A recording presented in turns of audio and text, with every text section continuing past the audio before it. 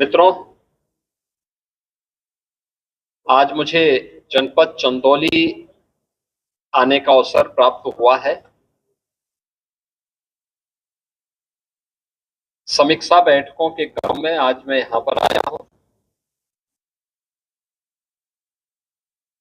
जनपद चंदौली उत्तर प्रदेश का एक कृषि प्रधान जनपद है और सीमावर्ती जनपद भी है। जनपद के विकास के लिए डबल इंजन की सरकार ने ढेर सारे कार्यक्रम पहले से ही आगे बढ़ाए हैं। इसमें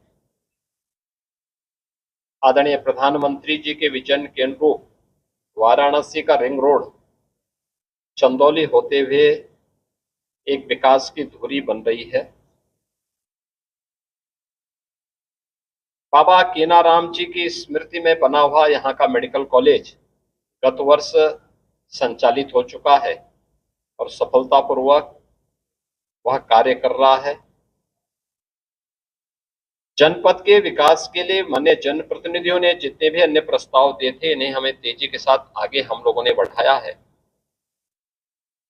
वर्षों से जो मांग थी जनपद चंदौली की, यहाँ का जिला जनपद कोर्ट के निर्माण के लिए हम लोगों ने यहाँ पे 200 करोड़ रुपए से अधिक की लागत का एक इंटीग्रेटेड कोर्ट कॉम्प्लेक्स हम दे रहे हैं, जिसमें जिला कोर्ट, जिला स्तरीय कोर्ट जितने होंगे सब तो उसमें बनेंगे ही एक छत के नीचे। अधिवक्ताओं में इंटीग्रेटेड कॉम्प्लेक्स उसका बन रहा है और वह हम लोगों ने स्वीकृति राज्य सरकार के स्तर पर पहले ही दे दी है। आज यहाँ पे कुछ मुद्दों को लेकर के मैं आया हूं। खास तौर पर बॉर्डर क्षेत्र है, उसकी अपनी चुनौतियां भी हैं। यहाँ के लोगों ने, यहाँ के जनप्रतिनिधियों ने काफी मेहनत से इस जनपद के विकास के लिए अपना योगदान दिया है और जनपद तेजी के साथ आगे बढ़ भी रहा है। और उसके लिए खासतौर पर हम लोगों ने 2-3 चीजों को आगे बढ़ाने का कार्य प्रारंभ किया है। एक, पूर्वांचल एक्सप्रेस वे को,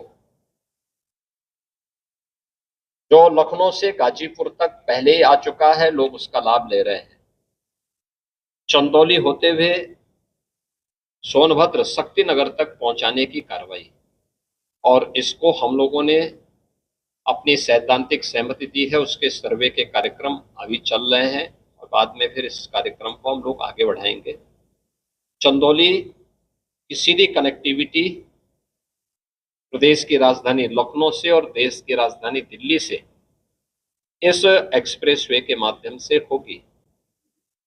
दूसरा, चंदौली को दूसरा लाभ मिलेगा गंगा एक्सप्रेसवे का।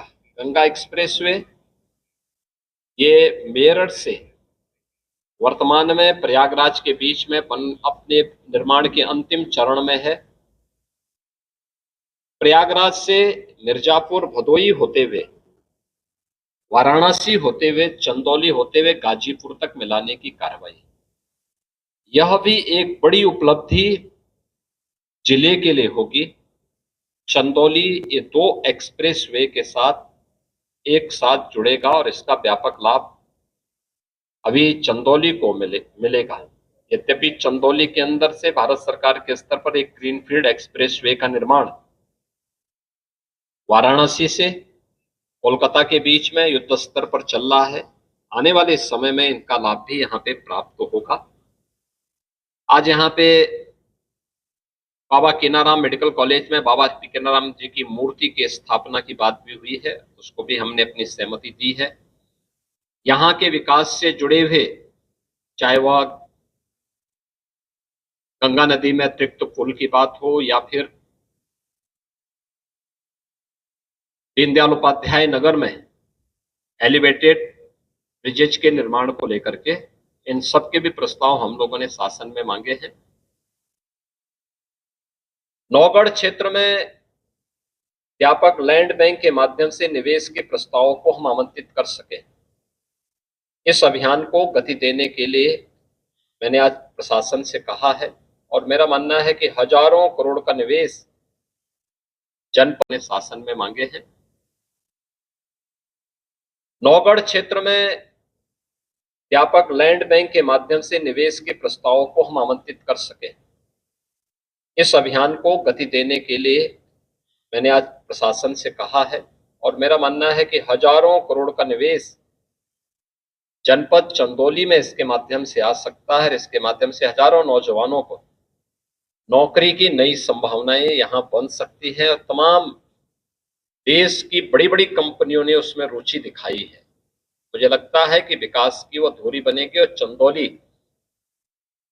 एक कृषि प्रधान के साथ साथ औद्योगिक प्रधान जनपद के रूप में विकसित हो, इस मंशा के साथ यह कार्य किया जा रहा है। आज यहाँ पे कुछ मांगे मान्य जनप्रतिनिधियों ने यहाँ के जो गवर्नमेंट हमारे डिग्री कॉलेजेज हैं उन कॉलेजेज में साइंस आदि की क्लासेज चलाने की भी मांग की है। वो प्रस्ताव भी हम लोगों ने मांगे हैं और मुझे विश्वास है कि चंदौली जनपद यहाँ के हमारे जनप्रतिनिधियों के नेतृत्व में आदरणीय प्रधानमंत्री जी के मार्गदर्शन में विकास की एक नई बुलंदियों को छुएगा और उसी उद्देश्य से आज मैं यहाँ पर आया हूँ।